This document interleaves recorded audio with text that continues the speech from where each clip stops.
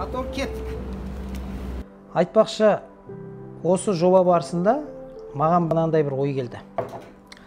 Ата-бабамыздың ұлт жанашырларының елге жасаған, елге қарайласқан жақсы істерін өстіп айтып отыруды жөн көрдім.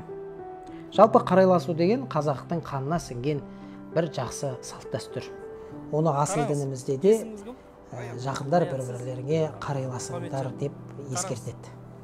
1922 жылы қазақтың көрнекті жазушысы Жүсіпбек Аймауытов сол замандағы зиялылардың басын қосып елге жылу жинаған. Ол жылу дегеніміз 7000 бас мал.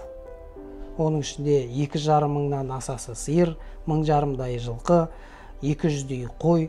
Бұның бәрін Торғай өңіріндегі аштықтан қиналып жатқан қазақ бауырларымыздың аман қалуына септігін тигізген. Енді осы жақсы дәстүрді ары қарай жалғастыру, оны ұрпаққа жеткізу біздің міндетіміз. Әр қазақ жалғызым деп бір-бірімізге қарайласып жүрейік. Бұл қарайлас жобасы.